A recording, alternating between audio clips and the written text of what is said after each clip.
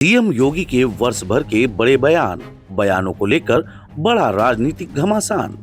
योगी के बयानों से क्या कुछ हुआ असर? क्या बयानों से बदला राजनीति का समर? मंगलसूत्र, नवाब ब्रांड, नाच गाना और बटेंगे तो कटेंगे जैसे बयानों से शुरू हुआ बड़ा सियासी घमासान। राजनीतिक बयानों का क्या नुकसान, क्या फायदा? किसको किस बयान का कितना लाभ, मिली हानि? UP bureau head Amarendra Pratap Singh का अन्वेषण, विशेषज्ञों ने किया सीएम योगी के बयानों का विश्लेषण। बेबाक सवाल, सीधे प्रश्न और मुद्दों की तह पर बात। ब्यूरो हेड अमरेंद्र प्रताप सिंह के समीक्षात्मक सवालात देखिए अनादि टीवी पर स्पेशल शो खास बात। सवालों की जद में है जनता जनार्दन की बात। नमस्कार, अनादि टीवी के विशेष प्रोग्राम खास बात में आपका स्वागत है।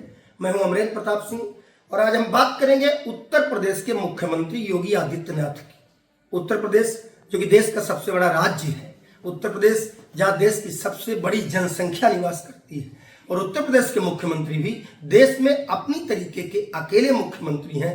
साधु देश में गोरक्ष पीठ के पीठाधीश्वर मुख्यमंत्री योगी आदित्यनाथ राजनीति में तो बहुत पहले आ गए थे, जब उनकी उम्र बहुत नहीं थी। सांसद बने, 5 बार सांसद रहने के बाद उत्तर प्रदेश में जब 2017 में भारतीय जनता पार्टी की सरकार बनी तो उत्तर प्रदेश में मुख्यमंत्री की जिम्मेदारी योगी आदित्यनाथ को सौंपी गई। तब से लगातार वो काम कर रहे हैं और आज एक इतिहास बनाते हुए वो उत्तर प्रदेश के सबसे लंबे कार्यकाल के मुख्यमंत्री भी बन चुके हैं। हम विश्लेषण करेंगे उत्तर प्रदेश के मुख्यमंत्री योगी आदित्यनाथ पिछले कुछ दिनों से अपने बयानों से हेडिंग बनाते हैं। अखबारों में उनके बयान हेडिंग बनते हैं, इलेक्ट्रॉनिक मीडिया में, न्यूज चैनलों पर उनके बयानों को लेकर डिबेट्स होती हैं, उनके बयानों पर विश्लेषण होता है। बयान है, बयान का असर तो होता है, सकारात्मक हो या नकारात्मक, प्रभाव तो जनता पर ही होता है। हम विश्लेषण करेंगे कि उत्तर प्रदेश के मुख्यमंत्री योगी आदित्यनाथ के पिछले कुछ दिनों में दिए गए बयानों का समाज पर क्या सकारात्मक और नकारात्मक असर हुआ, और खुद उनकी पार्टी को, जिसके वो राजनेता है, भारतीय जनता पार्टी को उत्तर प्रदेश में उनके बयानों ने कितना फायदा पहुंचाया और कितना नुकसान। सबसे बड़ी बात करेंगे, वरिष्ठ पत्रकार विजय शंकर पंकज सर हमारे साथ हैं। सर, मुख्यमंत्री जी के पिछले कुछ दिनों के बयान, एक बयान जो उन्होंने कन्नौज में उपचुनाव के दौरान दिया, और बयान था अलका राय, पूजा पाल और जया पाल के मंगलसूत्र का हिसाब कौन देगा, सपा देगी। दूसरा बयान उन्होंने वहीं पर ओबीसी समाज की एक मीटिंग में बोला कि बजरंगबली की शक्ति हिंदू समाज को तोड़ने में लगे, रावण की लंका का दहन करें। तीसरा बयान उन्होंने उत्तर प्रदेश की विधानसभा के अंदर बोला, मामला गोमती नगर का था। एक महिला को बारिश में कुछ शरारती तत्वों ने पानी में गिरा दिया और उसके बाद उसके साथ अभद्र व्यवहार किया। उन शरारती तत्वों का नाम लेते हैं मुख्यमंत्री ने कहा कि माफिया गुंडों के लिए सद्भावना नहीं, बुलेट ट्रेन चले। एक और बयान उनका चर्चा में रहा कि कन्नौज का नवाब ब्रांड सपा का वास्तविक चेहरा। 20 अगस्त को लखनऊ में यह बयान दिया गया था, बटेंगे तो कटेंगे, एक रहेंगे तो नेक रहेंगे। ये एक ऐसा बयान है जिसमें पूरे देश में ही नहीं बल्कि इंटरनेशनली इसको सोशल मीडिया पे सुना, देखा और इस पर बहस करते हुए लोगों को देखा गया। हम आपसे जानना चाहेंगे कि ये जो बयान है, जो हेडिंग जरूर बन जाते हैं, लेकिन इनका फायदा कितना उनकी पार्टी को होता है या कितना नुकसान उनकी पार्टी को हुआ है पिछले कुछ दिनों में, और समाज पर क्या ऐसे बयानों का असर होता है, सकारात्मक या नकारात्मक? देखिए, भाजपा की दृष्टि से योगी का जो आपने आखिरी बयान कहा कि बटोगे तो कटोगे, यह पूरे देश में चर्चित ही नहीं रहा। भाजपा को महाराष्ट्र में हुए चुनाव में बहुत फायदा भी पहुंचा है। इसको योगी के बाद ही प्राइम मिनिस्टर ने भी इसको थोड़ा सा सुधार करके वैसी मंशा को जग जाहिर किया। तो यह तो बात एक हिंदू एकता की जो हुआ है कि योगी की बयान से हिंदू एकता का जो बंटवारा का पद्धति है वो खत्म हुआ, थोड़ा सा कम हुआ है। लोग इस बात पर विचार विमर्श करने लगे हैं, जो थोड़ा सा पक्ष रहते थे सामाजिक सद्भाव के नाम पर लेकर के, लेकिन उम्मीद जागती है कि हम तो भाई बट रहे हैं तो कट भी रहे हैं। कटने से मतलब अब एकदम सीधे उस तरह से न लिया जाए, कटे मतलब कमजोर पड़ना, हाँ, कमजोर पीछे रह जाना, तो एक एकता की बात है ये। अब जहाँ तक अन्य बयानों की बात आप जैसे कह रहे कि इनकी तो पूजा पाल तो सपा की ही थी और सपा से ही बाद में आई है, तो दो का विधायक रही सपा से। तो उन देखिए राजनीतिक हत्याएं, तमाम हत्याएं घटना का तो इनका कोई बहुत महत्वपूर्ण नहीं है। अध्यक्ष, मेरा प्रश्न ये था कि ये जो बयान मुख्यमंत्री जी के हेडिंग बनते हैं अलग अलग समय पे, इसका उनके दल को फायदा हुआ, और अगर उनके दल को फायदा हुआ तो राजनीतिक बात हो गई, लेकिन क्या जनता भी ऐसे बयानों से कनेक्ट हो जाती है?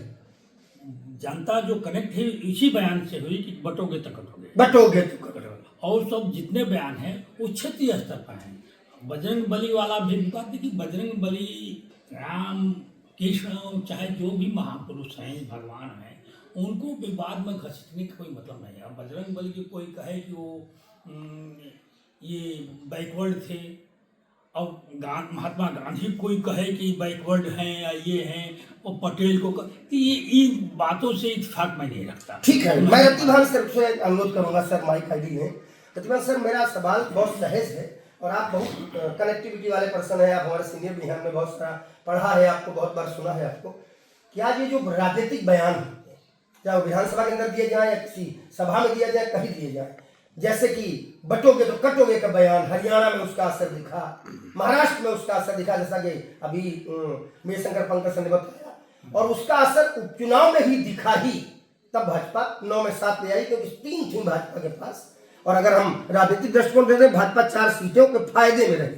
तो क्या ये जो बयान है अलग अलग समय पर देते जाते रहे, चाहे जो भी बयान हो, नवाब ब्रांड को लेकर दिया गया बयान हो, या बुलेट ट्रेन चलाने की बात हो विधानसभा के अंदर, कि ऐसे लोगों के लिए सद्भावना, ये सद्भावना वाले लोग हैं, इनके लिए सद्भावना ट्रेन नहीं, बुलेट ट्रेन चलाने के लिए, उसका भी एक अर्थ था। और फिर लास्ट में पूरी दुनिया में जिस बयान पर बहस हुई, चर्चा हुई, बटोगे तो कटोगे, एक रहोगे तो नेक रहोगे, और फिर पीएम ने भी कहा सेफ रहोगे, एक रहोगे तो सेफ। कितना असर देखते हैं? देखिए, बयानों का असर तो होता ही है, बयानों का असर ना हो तो बयान दिए ही क्यों जाएं। और नारों का बड़ा असर होता है। जब शुरुआत में आप मोदी जी की सरकार आने से पहले एक नारा चला था कि अब की बार मोदी सरकार, एक नारा आया था, उसका क्या असर रहा। इसके बाद आप देखिए कि वो जो है, जो बाद में एक और आया कि सरकार को, मोदी को लेकर के एक नारा आया था, हाँ, अच्छे दिन आने वाले हैं। कितना नारा चला, हम योगी जी कराने वाले इस गाने पर इसको करते थे। तो ये उसी क्रम में बटोगे तो कटोगे योगी का अब तक सबसे माने सर्वाधिक चर्चित नारा, बयान या स्लोगन, जो भी कह सकते हैं, हो रहा है। उसका असर पड़ा है। उसका असर ये रहा कि हरियाणा में भारतीय जनता पार्टी ने उसका जो, जहां कांग्रेस की लहर बताई जा रही थी, वहां कांग्रेस की लहर है, वहां भारतीय जनता पार्टी ने परचम लहराया, सरकार बनाई। इसके बाद महाराष्ट्र चलते हैं, महाराष्ट्र में भी उस नारे का असर दिखा और वहां सरकार बनी भारतीय जनता पार्टी की। देवेंद्र फडणवीस उसके भारतीय जनता पार्टी के मुख्यमंत्री हैं, उसकी प्रमाण है। 134 सीटें लेकर भारतीय जनता पार्टी आई। उत्तर प्रदेश में उपचुनाव हुआ, 9 सीटों में 7 सीटें भारतीय जनता पार्टी लेकर आई। इसको भी उस बयान का असर मान सकते हैं, इसलिए कि बयान तो उत्तर प्रदेश की धरती से ही पैदा हुआ, यहीं के मुख्यमंत्री ने दिया है, तो उसको खारिज कह सकते हैं। लेकिन जो विपक्षी लोग हैं उस बयान को के पैरेलल बयान चलाने लगे, बटोगे तो कटोगे, इस बयान के पैरेलल बयान चलाए गए। वो बयान किसी को याद नहीं रह गए, इसलिए कि वो बयान ऐसे थे ही नहीं। आप पिछलग्गू बनने में कोई फायदा होता नहीं है। अगर आप अव्वल हो गए तो हो गए, पिछलग्गू है तो उसका कोई मतलब नहीं है। योगी जी के जो बटोगे तो कटोगे बयान के पैरेलल मोदी जी ने भी कहा एक रहोगे सेफ रहोगे, वो सपोर्टिंग डॉक्यूमेंट जैसा था। लेकिन असल बयान जो ठीक है, यही कि मैं आपसे इसमें सप्लीमेंट्री सवाल ले लेता हूँ। हाँ, कि जब बटोगे तो कटोगे का बयान इतना चर्चा में आ गया, तो उसके जवाब में जो नारे गढ़े कुछ दलों ने, जैसे उत्तर प्रदेश समाजवादी पार्टी ने, तो उस कोशिश का कोई उन्हें लाभ तो दिखा नहीं हमें। लेकिन मुझे लगता है कि ये जो कोशिश होती है ऐसी चीजों में, तो क्या आप मानेंगे कि वो योगी आदित्यनाथ की पिच पर ही खेल रहे थे समाजवादी पार्टी लोग? निश्चय ही पिच पर खेल। मैं वही तो कह रहा हूँ कि अगर आप किसी बयान की प्रक्रिया में कोई बयान या कोई नारा देंगे तो उसका जनता पर असर नहीं होता है। जिस बयान से जनता प्रभावित हो, जिस नारे से जनता प्रभावित होती है, उस नारे का असर जब 2 बार देखा जा चुका है तो फिर उसके बाद का क्या अर्थ रह जाता है उस बयान के विरोध में कोई बयान देने का या उसके पैरेलल कोई बयान देने का। जैसे योगी जी के बयान के बाद ही इसको कहा गया कि ये थोड़ा नकारात्मक अवधारणा लिए, नकारात्मक भाव लिए बयान में कटोगे तो कटोगे। तो उस पर मोदी जी ने बड़ी विचारधारा के हिसाब से देशव्यापी एक बयान दिया, एक रहोगे तो सेफ रहोगे। ठीक है, बयान आया, प्रधानमंत्री हैं देश के, बड़े उनका बड़ा असर है। लेकिन योगी जी के इस बयान का, स्लोगन का कि बराबरी करने की स्थिति में वो बयान भी नहीं रहा। ठीक है अशोक सर, मैं निवेदन करूंगा रतिवान सर से आप माइक आगे ले लें। मेरा आपसे सवाल इसी से रिलेटेड है, लेकिन दूसरा है, एक बड़ा कड़ा बयान जिसको लेके स्तब्ध भी हुए लोग, क्योंकि योगी जी उन चीजों तक अक्सर नहीं जाते, लेकिन क्योंकि राहुल गांधी ने अयोध्या में राम मंदिर के उद्घाटन को लेकर एक बयान दे दिया था। उस बयान को मैच्योर नहीं कर सकता, और वो बयान था कि राम मंदिर उद्घाटन के बहाने नाच गाना हो रहा था। और फिर हरियाणा की सभा में मुख्यमंत्री योगी आदित्यनाथ ने उस पर बहुत कड़ी प्रतिक्रिया जाहिर की। उन्होंने कहा कि इनका तो खानदान ही नाच गाना करता रहा। तो आप देखेंगे उस कड़ी प्रतिक्रिया को भी देखे जो योगी जी ने जाहिर की। लेकिन क्या राहुल गांधी का वो बयान राम मंदिर के उद्घाटन कार्यक्रम को, राम मंदिर के प्राण प्रतिष्ठा कार्यक्रम को नाच गाना शब्द से नवाज देना, उसको आप कितना सही मानते हैं? और अगर वो सही नहीं है तो फिर योगी आदित्यनाथ ने जो बयान दिया, फिर उसको कितना उचित आप मानते हैं? उसके जवाब में वो उचित है या नहीं? देखिए अमरेश जी, जब इन्होंने राहुल गांधी ने जो बयान दिया था, उनकी तरफ से वही अपेक्षित था। अपेक्षित का असर ये समझ ले, देर पूरी लंबी एक उसकी है। कांग्रेस ने राम मंदिर को, अयोध्या को माना ही नहीं, कभी एजेंडे में लिया ही नहीं। और क्योंकि उससे एक उनके विचारधारा और उनकी पार्टी के पूरी सोच के विपरीत है, सुप्रीम कोर्ट तक में उन्होंने उसके लिए सरकार के रूप में दोनों तरह से उसको एक तरह से कहना चाहिए इग्नोरेंस जैसी वाली स्थिति दिखाई थी। तो वो अगर ये कहते हैं कि नाच गाना हुआ और क्या हुआ, एक्चुअली राहुल गांधी को ये और बहुत समझ नहीं, संस्कृति की समझ नहीं है। भारत के अंदर जो भी कुछ चीजें होती हैं, उत्सव है, परंपरा है, कहीं भी इकट्ठे होते हैं, किसी भी तरह से होते हैं, तो वह आपको एक प्रस्तुतिकरण होते हैं। और वह क्योंकि उसका अभाव था राहुल गांधी को, उसका अध्ययन नहीं था उनको, अगर ऐसा करा होता तो ये सारे बयान नहीं देते। क्योंकि अयोध्या में हम भी गए हैं, आप भी गए, बहुत सारे लोग गए, सबने देखा एक तरह से राम जी का महिमा मंडन हो रहा था। नृत्य ऐसा वो वाला नृत्य नहीं जिस नृत्य की वो कहते हैं, जो ओपेरा में गाए जाते हैं। उनका कहने का मतलब हो कि जो मार्ग धर्म पथ पर, राम पथ पर, अन्य पथ पर जो लोक कलाकार जो है आनंद मना रहे थे, जो लोक कलाकार नृत्य कर रहे थे, लोक कलाकार गायन कर रहे थे, जो झलकियां रंग बिरंगी आ रही थी, शायद उसको इंगित करके उन्होंने कहा। देखिए, फिर मैं आपको स्पष्ट कर दूं, पूरे समय हमने पूरी तरह से राम पथ को पूरे से देखा। वो जो आयोजन हो रहे थे, जो अयोध्या शुरू होने से लेकर आखिर तक हो रहे थे, और नॉर्मली सभी जगह इसी तरह डिस्प्ले होते हैं, और वह हर राज्य के लोग आए थे, उसमें शामिल हुए थे। उनको फिर वही कह रहे हैं कि राहुल गांधी को ओपेरा का डांस और भगवान ये जो सांस्कृतिक गतिविधियों के बारे में फर्क नहीं मालूम था, इसलिए उनकी एक हल्की टिप्पणी थी। और वो टिप्पणी नहीं आनी चाहिए, क्योंकि वह उन्होंने उसी मानसिकता से की थी जिसके लिए उनके एक वॉर रूम जो एक तैयार करता है, उनके लिए एजेंडा तैयार करता है कि डिनाई करो। एक्चुअली भारत उसको क्या नाम है, आपको राम को डिनाई करना था, उन्होंने अयोध्या को डिनाई करना था, एक तरह से पूरे कार्यक्रम करना।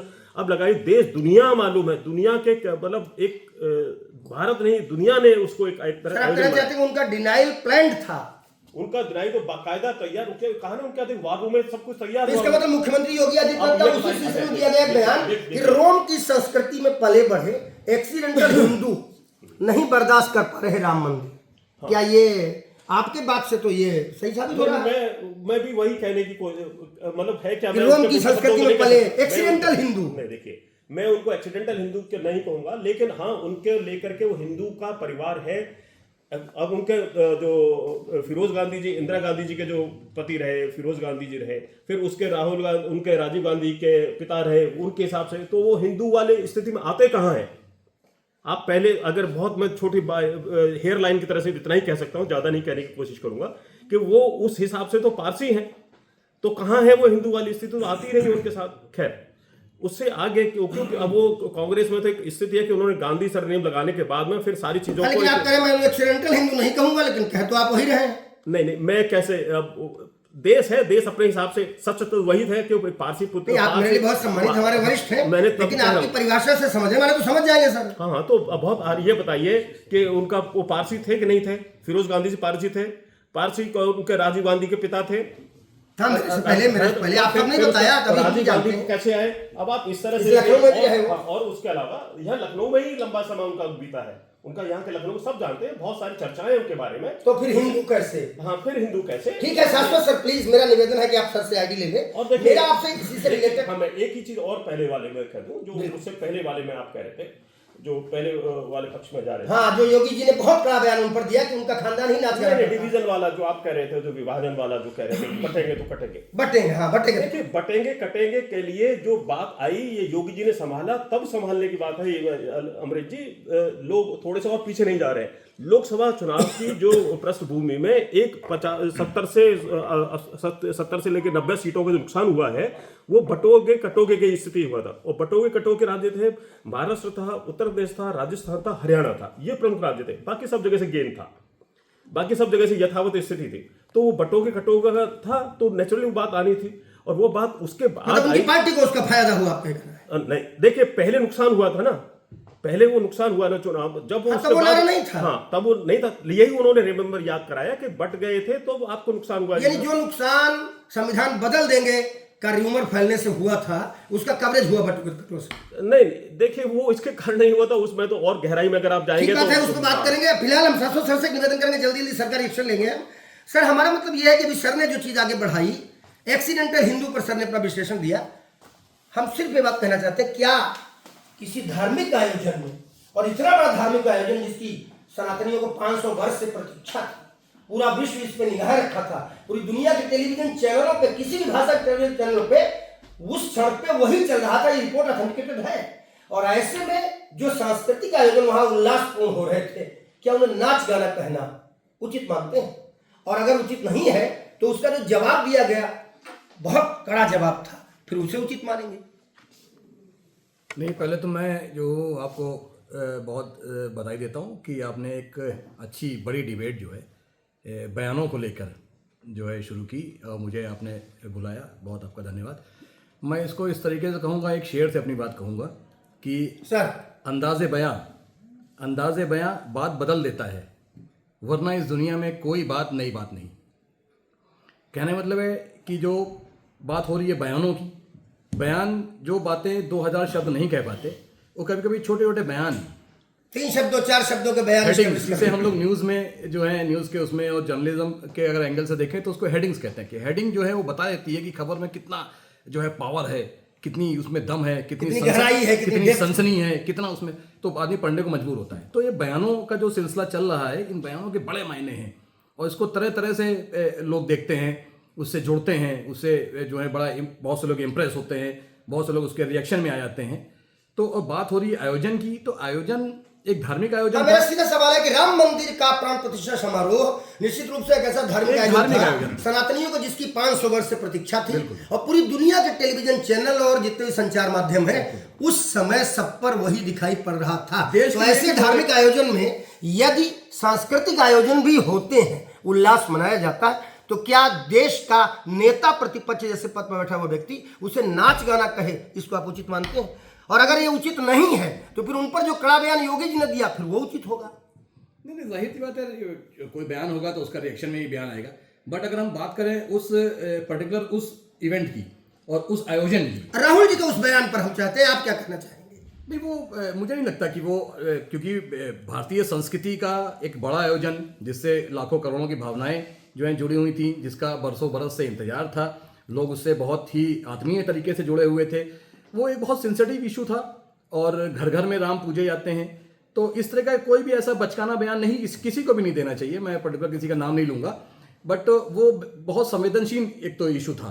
तो उसमें एक तो बयानबाजी होनी नहीं चाहिए, या तो आप शामिल हो ना शामिल हो, ये अलग पहलू हो सकता है, हम माने ना माने, हम जाएं ना जाएं, ये एक अलग एंगल हो सकता है, बट कोई बयानबाजी नहीं होनी चाहिए। खुशी का अवसर था, देश प्रसन्न था, हमारे यहाँ सनातन परंपरा में नाच गाना और भजन कीर्तन आरती, इन सब का अपना अपना महत्व है। हम जो है खुशी में और पूजा पाठ में जो है राम भजन में तमाम देवी देवताओं के भजनों में नाचते हैं, गाते हैं, कीर्तन करते हैं, तो ये हमारे यहाँ परंपरा का हिस्सा है। अगर कोई से नाच गाना इसको फिल्मी तरीके से नहीं लिया जाता, नाच गाना या जो है वो बहुत बचकाना, बहुत ही जो है मुझे लगता है कि इररिलेवेंट जो है वो बयान था उनका। अच्छा, मैं आपसे अनुरोध करूंगा कि आप जो है दिलीप सिन्हा सर को माइक आईडी दे दें। दिलीप सर, इसी से जुड़ा हुआ हम आपसे जो सवाल करेंगे कि मुख्यमंत्री योगी आदित्यनाथ का इधर सबसे लास्ट के बड़े बयानों में एक बयान था कि भारत रामकृष्ण और बुद्ध की परंपरा से चलेगा, औरंगजेब की परंपरा, बाबर की परंपरा से। उत्तर प्रदेश की विधानसभा के शीतकालीन सत्र में बयान उन्होंने दिया कि भारत रामकृष्ण और बुद्ध की परंपरा से चलेगा, बाबर और औरंगजेब की परंपरा से नहीं। आप इससे कितना इत्तेफाक रखते हैं? और ये बयान कि भारत रामकृष्ण और बुद्ध की परंपरा से चलेगा, बाबर और औरंगजेब की परंपरा से नहीं, इसका उनके दल को लाभ होगा या हानि? आप बयानों की बात कर रहे हैं, मुख्यमंत्री जी के ये सारे बयानों को एकजुट करके एक आपने डिबेट चालू की है। देखिए, बयानों से बहुत सोच समझ के बयान दिए जाते हैं, उसका लाभ भी होता है, उसका हानि भी होती है। जिसका आप बम्बई देख लिए, मुंबई देख लिए, हरियाणा देख लीजिए, वहाँ उनको बयानों से लाभ हुआ है। और बयान से क्या होता है कि आदमी ऊपर निकल के आता है डिबेट में, विपक्षी नेताओं के उस पर प्रतिक्रियाएँ आने लगती हैं, क्या अच्छा है क्या बुरा है, तो उससे बयान से भी आदमी पॉलिटिकली और ऊपर चला जाता है। सबसे बड़ा काम इन बयानों का ये हुआ है कि इससे हिंदू एकजुट हुआ है। कटेंगे तो बटेंगे, इससे हिंदू जो है वो आप मानते हैं कि सनातनियों में, हिंदुओं में जिनको आप कह रहे हैं, उनमें उनके इस बयान के बाद एकजुटता हुई है, मतलब जाति में, वर्ग में, अलग अलग समूहों में जो थे वो अब अपने आप को एक साथ जुटान कर रहे हैं। ऐसा लगता है कि कुछ लाभ हुआ इसका? हाँ, लाभ हुआ है। इससे लोकप्रियता भी बढ़ी है। लोकप्रियता तो अयोध्या में हाथ डालने से पहले ही उनकी अच्छी चल रही थी, लेकिन इसका काफ़ी उनको लाभ हुआ है। ठीक है, हम बिल्कुल निवेदन करेंगे वहाँ से माइक आईडी लेकर के। इधर यहाँ पर हमारे साथ जितेंद्र त्रिपाठी जी हैं। जितेंद्र जी एक बहुत शानदार न्यूज एजेंसी चलाते हैं आप, ढेर सारे अखबारों में खबरें आपके माध्यम से छपती हैं, आप उन्हें खबरों को एक एंगल पे लेकर के जो सच्चाई है उनके सामने लाते हैं। आप इन बयानों पर कितना असर देखते हैं, और खासकर बटेंगे तो कटेंगे से समाज में क्या फर्क आया है, और भारतीय जनता पार्टी को इसका लाभ कितना और नुकसान कितना? थैंक यू सो मच, आपने मुझे इस कार्यक्रम में बुलाया पहले तो आपको। दूसरा, आपका जो विषय है, विषय बहुत शानदार आपने अच्छा उठाया। इसमें कोई दो राय नहीं कि जो भी एक टैग लाइन के रूप में मुख्यमंत्री जी बयान दे रहे हैं या प्रधानमंत्री जी दे रहे हैं, उसका इम्पैक्ट पब्लिक पर ज़बरदस्त होता है। अच्छा, विपक्ष भी जब ऐसी पिच बिछाता है तो स्वाभाविक है कि सत्ताधारी दल के लोगों को भी ऐसी कुछ टैगलाइन यूज करनी पड़ती हैं जो पब्लिक को, जनता को जवाब तो आएगा ही, प्रभावित कर सकें। हर एक्शन का एक एंटी रिएक्शन। निसंदेह, बटेंगे तो कटेंगे, या लाइक बहुत करीब मुझे लगता है 2024 में 15-16 ऐसे बयान दिए हैं योगी जी ने जिनका इम्पैक्ट है। और तमाम चर्चाएं भी ऐसा कह रही हैं कि वो सनातनियों को एकजुट करने में योगी जी सफल हुए हैं, ऐसी टैगलाइन देकर। ठीक बात है, बात बहुत गहरी है और इस पर बहुत विश्लेषण हो सकता है। हमारे पास समय सीमा है। आज हमने जितनी बात की, हमारे विशेषज्ञों ने हर चीज का विश्लेषण किया जो आईडी हटाओ जाके वहां से, मुझे लगता है। लेकिन अब ये सवाल हम आप सुधी दर्शकों पर छोड़ देते हैं कि क्या राजनीति को, अगर राजनीति की दृष्टि देखा जाए तो भी, और राजनीति को अगर सामाजिकता की दृष्टि देखा जाए, जीवन शैली की दृष्टि देखा जाए, और आस्था के विषय से भी देखा जाए तो भी, किसी ने कहा है कि धर्म ही दीर्घकालिक राजनीति है और राजनीति अल्पकालिक धर्म है। बयान तो आएंगे ही और आते रहे हैं और उनका असर भी दिखता रहा है।